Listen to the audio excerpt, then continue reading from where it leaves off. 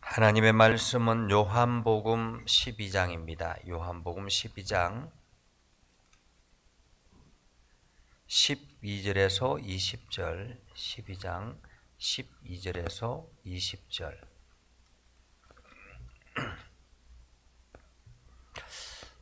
다음 주 월요일부터 해서 21일간 다니엘 기도회를 합니다. 매일 저녁 8시에 하기 때문에 수요 예배도 8시에 다니엘 기도회로 함께 하겠습니다.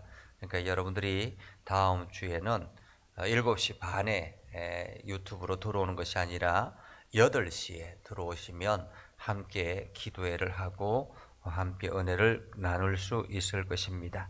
그래서 다음 주부터 3주간입니다. 21일 다니엘이 함께 기도했던 21일간 우리도 믿음의 결단을 하고 함께 기도하는 그러한 시간 갖도록 함께 여러분들이 힘을 모아 주시기를 바랍니다. 요한복음 12장 20절에서 26절 다 같이 함께 읽겠습니다. 명절에 예배하러 올라온 사람 중에 헬라인 몇이 있는데 그들이 갈릴리 베세다 사람 빌립에게 가서 청하여 이르되 선생님이여 우리가 예수를 배웁고자 하나이다 하니 빌립이 안드레에게 가서 말하고 안드레와 빌립이 예수께 가서 여쭈니 예수께서 대답하여 이르시되 인자가 영광을 얻을 때가 왔도다. 내가 진실로 너희에게 이르노니 한 알의 밀이 땅에 떨어져 죽지 아니하면 한 알 그대로 있고 죽으면 많은 열매를 맺느니라. 자기의 생명을 사랑하는 자는 잃어버릴 것이요 이 세상에서 자기의 생명을 미워하는 자는 영생하도록 보전하리라. 사람이 나를 섬기려면 나를 따르라. 나 있는 곳에 나를 섬기는 자도 거기 있으리니 사람이 나를 섬기면 내 아버지께서 그를 귀히 여기시리라. 아멘. 오늘도 하나님의 은혜가 여러분에게 가득하기를 바랍니다. 온라인상에서 함께 이 수요 예배에 참여해 주신 곽순우 권사님, 김광식 장로님, 주님께 모두 맡긴다고 생각하면서도 그렇지가 않습니다. 항상 주님께 맡기는 삶을 살기를 간절히 바랍니다. 아마도 우리 권사님 그 기도하는 마음처럼 하나님께서 그 귀한 마음을 보셔서 하나님께서 우리 권사님의 삶을 잘 이끌어 가실 것이라 믿습니다. 오늘도 힘내시고 하나님의 은혜가 우리 장로님과 권사님 가정에 가득하기를 주님의 이름으로 축복합니다. 예수님께서 이 명절에 예루살렘에 올라가셨습니다. 명절이라는 말은 대체적으로 그냥 유대인들에게는 여러 절기들이 있는데 이때의 명절이라 이야기하면 대체적으로 유월절을 말합니다. 이 유월절은 유대인들에게 있어서는 아주 큰 명절이죠. 이 유월절은 유대인의 존재 자체를 인식하게 하는 그러한 절기, 한마디로 이스라엘 백성들, 유대인들이 애굽 땅에서 탈출해서 나온 것을 기념하고, 그리고 그 탈출에 나온 것이 단순히 탈출한 것이 아니라 하나님께서 이 애굽의 장자들을 죽임으로 인해서 그 죽음의 위기에서 벗어나는 것은 곧 양의 피로 인해서 벗어나게 되는 이것을 통해서 하나의 징표가 되어 해마다 유월절을 지키게 됐습니다. 그래서 이스라엘 백성들의 존재 자체는 하나님께서 이스라엘 백성들을 구원하셨다라는 그 구원의 증거가 바로 유월절이고, 이 유월절을 해마다 지킴으로 인해서 우리는 하나님의 백성이다라는 그러한 인식을 하기 때문에 유월절은 유대인들에게는 아주 중요한 절기입니다. 유대인들에게 있어서 아주 중요한 절기이기 때문에 이때 당시에 이스라엘은 나라가 존재하지 않았고 로마의 지배 아래에 있었고 수많은 유대인들이 그 세계 각곳에 흩어져 있었습니다. 그래서 그때 당시에는 아시아, 이 아시아라고 하는 것은 지금의 터키 지역까지가 다 아시아였죠. 아시아, 그리스, 여러 지역에 해당되는 것입니다. 로마의 지배 아래에 있었기 때문에 로마 이전에는 그리스 헬라 시대였기 때문에 헬레니즘 문화가 가득 차 있었고 그 바탕 위에 로마가 세워져 있었기 때문에 이때 당시에 유대인들은 온통 흩어져 있는 그러한 민족이라고 말할 수 있습니다. 그러한 때에 이 명절이 되면 각 곳곳에 흩어져 있던 그 유대인들이 다 몰려와서 예루살렘에 하나님 앞에 예배 드리는, 제사하는 그러한 절기라고 말할 수 있습니다. 그런데 오늘 성경에 보면 명절에 예배하러 올라온 사람 중에 헬라인 몇이 있는데 라고 말합니다. 헬라인 몇이 있는데, 이 유월절은 유대인들을 위해서 유대인들의 지키는 절기인데 헬라인 몇이 함께 예배하러 올라왔다라는 것입니다. 그 말은 이 헬라인들이 유대교로 전향했다, 이렇게 볼 수 있는 것이죠. 유대교로 전향했다. 헬라인은 누구입니까? 이방인들입니다. 그런데 이방인들이 어떻게 유대교로 전향할 수 있겠습니까? 유대인들은 아주 배타적인 사람들이죠. 자기 민족 아니면, 유대인이 아니면은 상종조차 하지 아니하는데 이 헬라인들이 하나님을 믿고 예배하러 올라왔다. 이것은 굉장히 기적적인 이야기라고 말할 수 있습니다. 그런데 그 헬라인 몇이 예배하러 올라온 것도 중요한데 마침 그때에 이 아주 주목받는 한 사람이 있었습니다. 그 사람은 바로 얼마 전에 죽은 나사로를 살렸다고 하는 그 이야기가 수많은 사람들에게 들려지고 이 헬라인들에게까지 귀에 들어갔던 것입니다. 그래서 이 헬라인 몇이 예수님을 보고자 해서 예수님을 뵙고자 요청을 제자들에게 찾아왔는데, 여러분 보통 제자들에게 찾아오면 누구에게 찾아오겠습니까? 당연히 예수님을 보려고 하면 그 선두 그룹에 있는 제자 베드로, 야고보, 요한, 이들이 대부분 예수님의 주변에 최상층에 있는 제자들이라고 말할 수 있지 않겠습니까? 이들에게 찾아가야 되는데 오늘 성경에 보면 빌립에게 찾아갔다라고 말합니다. 빌립. 왜 빌립에게 찾아갔을까? 바로 빌립이라는 이름 자체가 헬라 이름입니다. 헬라식 이름이죠. 그러니까 한마디로 이 헬라인 몇은 자기 헬라식 이름을 가지고 있는, 친근하게 가지고 있는 이 빌립에게 찾아가서 자기의 사정 이야기를 하고 예수님을 뵈면 좋겠다, 그렇게 요청을 한 거죠. 그러자 빌립이 형제인 안드레에게 찾아가서 이야기를 하고 빌립과 안드레가 예수님께 여쭙기 시작했습니다. 자, 그러면 빌립과 안드레가 예수님에게 찾아와서 예수님, 헬라인 몇이 예수님을 뵙고자 하는데 예수님 뵙겠습니까? 이렇게 이렇게 여쭙지 않겠습니까? 그러면은 보통 여러분 같으면 어떤 대답을 하겠습니까?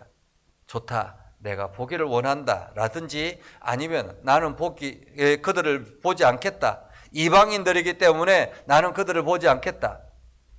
마치 이방인 여인에게 자기 딸을 살려달라고 했을 때 자기의 주인이 자기 상에 있는 빵을 개들에게 주는 것이 마땅치 않다라고 이야기했던 것처럼 이렇게 거절할 수도 있지 않습니까? 그런데 오늘 예수님께서는 그들을 거절하지 아니하고 또 그것도 보겠다고 하는 것도 아니고 전혀 엉뚱한 이야기를 하십니다. 지금 헬라인 몇은 예수님을 만나러 찾아왔는데 이것을 예수님은 하나님의 사인으로 보았다라는 것입니다. 그래서 예수님께서 말씀하시죠. 인자가 영광을 얻을 때가 왔도다. 인자가 영광을 얻을 때가 왔도다. 이 영광을 얻을 때가 왔다라는 말은 무슨 뜻이겠습니까? 보통 직설적으로 말하면 내가 죽을 때가 다 됐구나라는 그런 의미겠죠. 왜 이방인들이 예수님을 찾아오는 것과 예수님을 만나려고 하는 것과 예수님이 죽는 것과 무슨 연관이 있습니까? 그런데 오늘 예수님은 이 이방인들이 예수님을 찾아왔다라는 그 소식을 듣자 내가 죽을 때가 됐구나라고 이야기를 하는 것입니다. 죽을 때가 됐구나. 이것은 단순한 죽음을 의미하는 것이 아니죠. 오늘 성경에 보면 영광을 얻을 때가 왔다라는 것입니다. 내 죽음, 당신의 죽음은 곧 영광된 죽음이라는 의미이기도 하죠. 영광된 죽음이다. 그러면서 예수님께서 말씀하시죠. 내가 진실로 진실로 너희에게 이르노니 한 알의 밀이 땅에 떨어져 죽지 아니하면 한 알 그대로 있고 죽으면 많은 열매를 맺느니라. 사실 우리가 농사를 잘 짓지 않아서 잘 모르는데 아마 우리 김광식 장로님은 농사를 이 안성에서 이 친구들이나 주변 사람들이 짓는 것을 많이 보았을 것 같습니다. 이게 농사를 짓는 것을 보면 그 씨앗 하나를 심으면 그냥 씨앗 하나 그대로 남아있으면 썩지 아니하고 그대로 남아있으면 그것은 농사가 안 되는 거예요. 그런데 땅에 씨앗을 심으면 이 씨앗이 그 안에서 싹이 나고 하면 본래 씨앗은 사라져 버립니다. 싹이 뿌리가 쭉 내려지고 나면 본래 씨앗은 사라지고 그 속에서 뿌리가 내려지고 그 위에 줄기가 나기 시작하면 잎이 나기 시작하고 줄기가 올라오기 시작하고 그러다가 점차 열매가 맺혀지게 되는 것이죠. 씨앗 그 자체는 사라져 버립니다. 이것처럼 당신이 죽어야만이 죽으면 그 죽음으로 인해서 수많은 열매들이 맺혀지게 될 것이다. 이것은 또 다른 의미이기도 하죠. 당신의 죽음으로 인해서 이 헬라인 지금 몇 명이 문제가 아니라 온 유대인들 뿐만 아니라 온 이방인들 모든 이들에게 하나님의 열매로 만들 수 있는 기회가 이제 시작되었구나라는 의미입니다. 예수님의 죽음으로 인해서 수많은 열매들이 맺혀지게 될 것이다. 그러면서 제자는 무엇인가? 제자는 무엇인가? 오늘 이렇게 말씀합니다. 자기의 생명을 사랑하는 자는 잃어버릴 것이요 이 세상에서 자기의 생명을 미워하는 자는 영생하도록 보존하리라. 사람이 만일 나를 섬기려면 나를 따르라. 나 있는 곳에 나를 섬기는 자도 거기 있으리니 사람이 나를 섬기면 내 아버지께서 그를 귀히 여기시리라 라고 말하고 있습니다. 오늘 제자는 무엇인가? 예수님을 따르는 것은 무엇인가? 그것은 바로 자기 자신을 죽이는 것이라는 것입니다. 자기 자신을 죽임으로 인해서 세상의 수많은 열매들이 다시 잉태하게 된다라는 말이죠. 새로운 생명들이 일어난다라는 말입니다. 우리가 선교사님들을 보면 가끔 그렇게 이야기를 합니다. 선교사님들이 죽으러 간다. 선교지로 죽으러 간다라고 이야기하는데 실제로 선교지로 죽으러 가는 것이 아니라 내가 선교사가 죽어서 선교지로 가는 것이라는 말입니다. 내가 살아있으면 영혼들을 살릴 수가 없다라는 거죠. 내가 죽고 그리스도가 내 안에서 살아날 때 내 주변 사람들에게 수많은 내 주변의 많은 사람들에게 그리스도의 생명이 싹이 트게 된다라는 것입니다.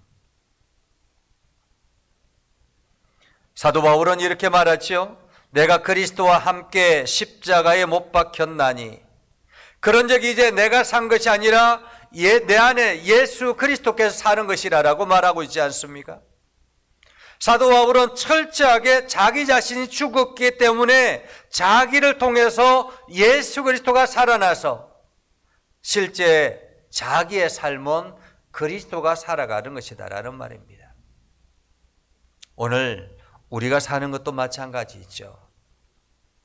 내가 내 생명을 지키려고 하고 내가 내 가정을 지키려고 하고 내가 내 모든 물질들을 지키려고 하면 결국에는 모든 것이 허물어져 버립니다. 그런데 내가 나를 지키려고 하는 것이 아니라 나는 죽어지고 내 안에서 하나님이 살아 역사하시며 나는 죽어지고 내 안에서 그리스도의 생명이 살아나기 시작하며 내 삶은 다시 일어나게 되는 것이며 내 삶의 모든 것이 지켜지게 된다는 것입니다. 내가 죽어져야 내가 살고 내가 죽어져야 우리 가정이 살고 내가 죽어져야 이 나라가 살고 내가 죽어져야 온 열방이 살아나는 것입니다. 영국의 1865년 추운 겨울 어느 날이었습니다. 눈부라치는 날이었는데 한 여인이 사우스 웨일즈 언덕을 넘어가다가 그만 길을 잃어버렸습니다. 온통 사방이 눈투성이었기 때문에 길을 찾을 수가 없었습니다. 그런데 이 여인에게는 이제 갓 태어난 아이가 있었습니다. 여인은 이 아이를 살리고자 자기의 옷을 하나씩 덮습니다. 그리고는 그렇게 해서 시간이 많이 지나서 눈보라가 다 끝이 나고 사람들이 그 길을 지나가다가 그 여인을 발견했을 때 여인은 알몸이었다고 합니다. 여인은 알몸이었는데 그 품속에 아이가 온통 여인의 옷을 감싸고 있었다고 합니다. 한마디로 여인이 자기 자신은 죽고 이 아이를 살리고자 자기의 모든 옷을 벗어서 이 아이에게 덮었던 것입니다. 기적적으로 아이가 살아나게 됐죠. 그리고는 아주 좋은 양부모 밑에서 아이가 성장하게 되었습니다. 나중에 이 아이가 성장해서 1916년 영국의 수상이 됩니다. 그리고는 수많은 사람들에게 하나님의 사랑을 함께 나누고 그 엄마의 그 생명을 이어받았다라는 그 사랑을 가지고 주변 사람들에게 사랑을 전하는 아주 훌륭한 수상이 되었다고 합니다. 그 사람이 바로 데이비드 로이드 조지라는 수상이었습니다. 오늘 우리는 예수님의 말씀을 다시 듣습니다. 예수님께서는 지금 헬라인 멸시 중요한 것이 아니라 자기가 죽을 때가 되었구나. 이제 내가 하늘의 미랄이 되어서 수많은 생명들을 잉태할 때가 되었구나. 그래서 자기 자신이 죽어야만 된다라고 말하고 있습니다. 그리고 예수님을 따르려면 자기가 자기 자신을 지키려고 노력하는 그런 사람이 아니라 자기가 죽어지고 그리스도를 따라가는 사람, 자기 안에 그리스도의 생명이 살아나는 사람, 그 사람이 바로 예수님을 따르는 자라고 말하고 있죠. 그 길을 걸어갔던 사람들이 바로 제자들이었습니다. 오늘 우리는 일상의 삶 속에서 나 자신의 삶을 위해서 살아가는 것이 아니라 내 안에 그리스도가 살아나도록 우리는 오늘도 기도하며 나아가야 할 것입니다. 그리고 내 안에 그리스도가 살아나서 내 삶뿐만 아니라 우리 가정과 우리 가족들과 내 주변의 사람들과 수많은 사람들을 살리는 그러한 놀라운 은혜가 나를 통해서 이루어져 나가는 그러한 은혜의 시간, 축복의 삶이 되기를 주님의 이름으로 축복합니다. 기도하겠습니다. 거룩하신 아버지 하나님, 은혜를 감사합니다. 오늘도 하나님의 말씀을 붙들고 나아갑니다. 우리의 심령을 강건하게 하셔서 주의 나라, 주의 뜻을 이루게 하시고 하나님께 영광을 돌리는 복된 삶을 살아가게 하옵소서. 이제 내 안에 내가 사는 것이 아니라 내 안에 그리스도께서 사는 것임을 우리가 기억하고 나는 죽어지고 그리스도가 살아나서 내 주변과 온 열방을 살리는 놀라운 역사, 기적의 역사들이 나타나게 하옵소서. 오늘도 하나님의 은혜와 사랑이 넘쳐나게 하시고 함께 예배하는 모든 심령들 하나님께서 복의 복을 더하여 주시옵소서. 예수님의 이름으로 기도드리옵나이다. 아멘. 축복합니다. 이제는 우리 구주 예수 그리스도의 은혜와 하나님 아버지 극진하신 사랑과 성령님의 감화 감동, 역사, 위로, 교통하심의 은혜가 오늘도 주의 말씀 안에 있는 믿음의 백성들 위해 하는 모든 일들 위해 영원토록 함께 하옵시기를 간절히 축원하옵나이다. 아멘.